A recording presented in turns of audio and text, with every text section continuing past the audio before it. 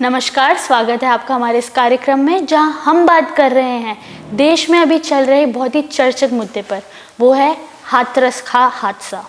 इस हादसे में उत्तर प्रदेश के हाथरस जगह पर एक भोले बाबा नामक के बाबा का सत्संग आयोजित कराया गया था, जिसमें 80,000 लोगों की आने की संभावना थी, लेकिन पहुंच गए 2.5 लाख से भी अधिक लोग, जिससे हड़कंप मच गया और 100 से अधिक लोगों की मौत हो गई। इसी के बारे में जानने के लिए आज हम चर्चा करने बैठे हैं अभिनव राजपूत के साथ। चलिए बात करते हैं। हम जानना चाहेंगे अभिनव जी कि आखिर कौन है ये भोले बाबा। देखिए, अगर शुरुआत से देखा जाए तो इनका जो बाबा बनने के बाद इन्होंने खुद को एक नाम दिया, वो रखा साकार हरि। अच्छा, ठीक है। तो और जो इनका असली नाम था, जो इस पेशे में आने से पहले था, वो था सूरजपाल जाटव। इनका असली नाम है और एटा के ये रहने वाले बताए जाते हैं। और ये पहले जो उत्तर प्रदेश पुलिस होती है, तो वहाँ एटा में उसकी एक स्पेशल यूनिट होती है, तो उस यूनिट का ये हिस्सा रह चुके हैं। तो वहाँ की जो लोकल इन्वेस्टिगेशन यूनिट होती है, जिसको हम LIU भी कहते हैं, तो उसका ये हिस्सा रह चुके हैं।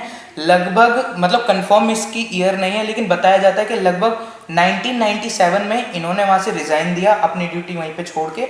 और उसके बाद 1999 के बाद से इनके पास एक अल्टो 800 कार हुआ करती थी। उस कार में अपनी वाइफ के साथ ये गांव-गांव जाते थे और अपने आप को इन्होंने बाबा बताना चालू करा और अपना सत्संग करना वहाँ पे इन्होंने शुरू किया था। तो जैसे कि आपने बताया कि पहले पुलिस फोर्स में थे, तो ये पुलिस फोर्स से एकदम से बाबा बनना का इनका सफ़र कैसे हुआ? देखिए, वो अपने अपनी मेंटलिटी पे डिपेंड करता है। पुलिस फोर्स भी नहीं कहते उसको, लोकल इन्वेस्टिगेशन यूनिट होती है एक, मतलब सिविल ड्रेस में ही ये लोग इन्वेस्टिगेशन करते हैं। अच्छा। और पुलिस को ये लोग रिपोर्ट करते हैं उस चीज़ में। अच्छा, तो उसमें थे। अब ये कैसे हुआ, क्या उनके दिमाग में हुआ, ये तो उनकी पर्सनल थिंकिंग है। सही बात है। और मैं जानना चाहूँगी कि इस सत्संग में कुल 80,000 लोगों के आने की संभावना थी, लेकिन 2.5 लाख से भी अधिक लोग वहाँ पहुँच गए, तो इसमें गलती किसकी थी? देखिए, पहुंचना तो ये तो श्रद्धालुओं के ऊपर डिपेंड करता है, ठीक है।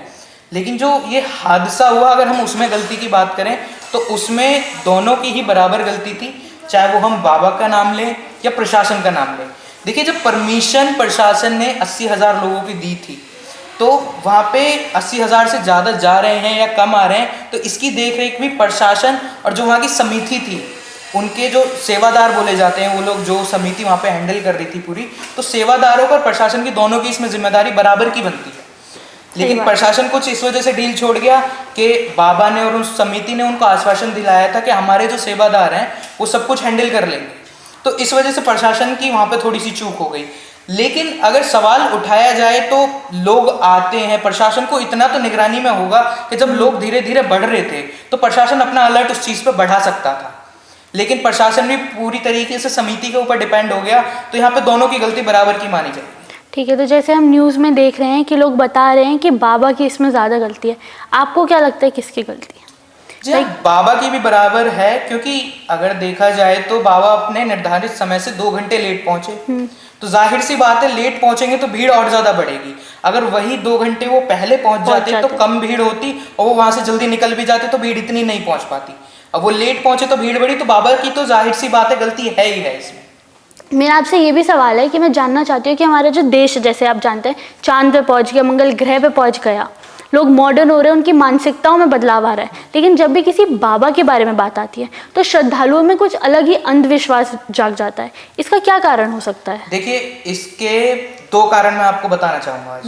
पहला कारण तो होता है इंसान की खुद की मेंटेलिटी, जो कि हम देखें जो थोड़े कम पढ़ा वर्ग होता है और गांव देहात का ज़्यादा होता है, तो अगर हम देखें महिलाओं में ये चीज़ हमें ज़्यादा पाई जाती है।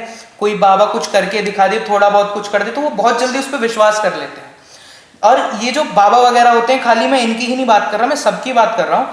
अगर आप भी नहीं मानते हो, आप इनके सत्संग में जाएं या किसी भी इनके प्रोग्राम में जाएं, आप इनको सुनेंगे ना, ये लोग अपना मैसेज डाइवर्ट इस तरीके से करते हैं कि आप उसमें कन्विंस हो जाएंगे। इनका बोलने का तरीका ऐसा होता है। जब भी तो थोड़ी सी भीड़ से, आप खुद सोचिए, एक बार के बुलाने पे 80,000 से 2.5 लाख लोग पहुंच गए, तो कुछ ना कुछ तो वो ऐसा वहां पे बता रहे हैं। और अगर हम आज भी कहीं भी देखें, इंटरनेट पे इनका एक भी वीडियो नहीं है। नहीं।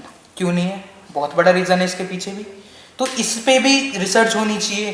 क्यों नहीं है? ऐसा क्या बोलते हैं ये अपने सत्संग में जो किसी को पता नहीं चलने देना चाहते? तो ये सबके दिमाग, मतलब ये लोग बोलते ही इस तरीके से हैं, आप भी जाएंगे, आप भी उसमें कन्विंस हो जाएंगे। तो ये थे हमारे साथ अभिनव राजपूत, जिनके साथ हमने चर्चा करी हाथरस हादसे के बारे में।